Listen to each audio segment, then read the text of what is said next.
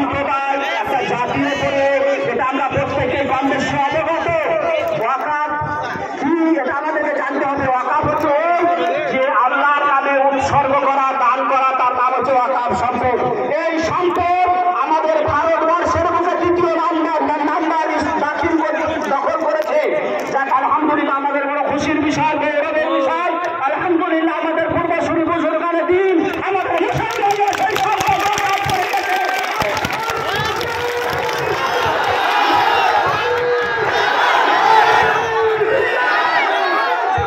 তোমরা কি ছিঁড়ে দিবা? আজকে আমাদের ভারতের মুসলমান আমরা ঘুমিয়ে যাইনি, আমরা বেঁচে আছি আলহামদুলিল্লাহ। 1947 সালে এই মুসলমান, হিন্দু মুসলমান আবার জনতা দেখিয়েছে। আবার ইনশাআল্লাহ যদি চাই আবার আমরা দেখাবো ইনশাআল্লাহ। আমাদের এই ওয়াকাফ প্রত্যাহার করতে হবে।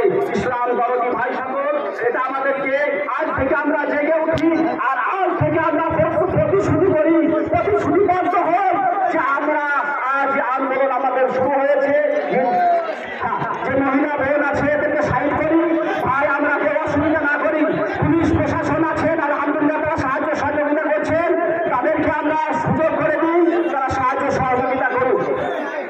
ইসলাম দরদি ভাই সকল বুজুর্গ, আজকে আমাদের হিন্দু, মুসলিম, খ্রিস্টান, শিখ, ইসাই আমরা প্রত্যেকেই দলে দলে যোগদান করে আজকে ভারতবর্ষের বুকে আলহামদুলিল্লাহ আমাদের বেধর্মী কিছু ভাই, হিন্দু ভাইরাও প্রতিবাদ করছেন, আর যারা যারা আছেন তারাও প্রতিবাদ করছেন। আলহামদুলিল্লাহ, আমাদেরকে আগিয়ে যেতে হবে, ছাতায় আসতে হবে, এক ছাতার তলে এসে আমাদের প্রতিবাদ করে যেতে হবে ইনশাআল্লাহ। সামনে সোমবার 8টা থেকে 11টা পর্যন্ত পুলিশ মেন রোডের উপরে সভা হবে ইনশাআল্লাহ। আমরা আসবো ইনশাআল্লাহ। সভা হবে, আমরা সকলের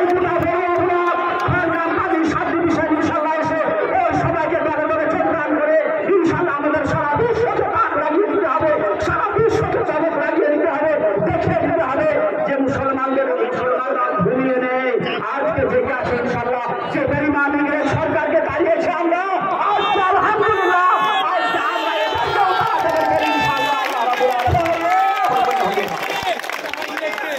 আসসালামু আলাইকুম। আস্তে আস্তে আস্তে এবার আপনাদের সম্মুখে বলা হাবিবুল মনির সাহেবকে পাঁচ বলতে অনুরোধ করছি। এই সময় সংক্ষিপ্ত বলতে শেষ করবেন, খুব সংক্ষেপে বলতে।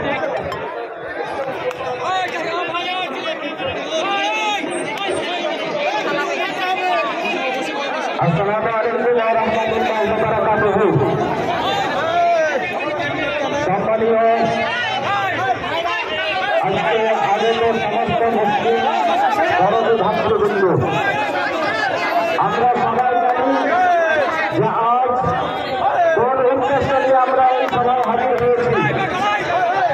আজকের এই বিক্ষোভ সভা, প্রতিবাদ সভা বিশেষ উদ্দেশ্য নিয়ে সভা। এই বিক্ষোভ প্রতিবাদ কোন জাতির বিরুদ্ধে নয়, কোন ব্যক্তির বিরুদ্ধে নয়। আজকের প্রতিবাদ হচ্ছে আমাদের মুসলিমদের সম্পদ, ওয়াকফ বোর্ড, ওয়াকফ সম্পদ, সেই সম্পদের ব্যাপারে যে সাম্প্রদায়িক সরকার হস্তক্ষেপ করতে চাইছে আইন প্রণয়নের মাধ্যমে, তার প্রত্যাহারের দাবি নিয়ে এবং সেই আইনের বিরুদ্ধে বিক্ষোভ নিয়ে আজকে আমাদের এই প্রতিবাদ সভা। বিরাদানিল্লাহ, আমরা সবাই জানি যে ওয়াকফ কাদের সম্পত্তি, এই সম্পত্তি কিভাবে অর্জিত হয়েছে। আমাদের পূর্বসূরীরা এদেশের মুসলমানদের স্বার্থে আল্লাহর জন্য রক্ষা করে দিয়ে গিয়েছে সম্পত্তি নামে পরিচিত। আজ সেই সম্পদের উপরে আমাদের মসজিদ গড়ে উঠেছে, মাদ্রাসা গড়ে উঠেছে, আমাদের কবরস্থান গড়ে উঠেছে, আমাদের দরবার রয়েছে। আজকে সেই সম্পদে হস্তক্ষেপ করার মাধ্যমে আমাদের কবরস্থানের উপরে, আমাদের দরবার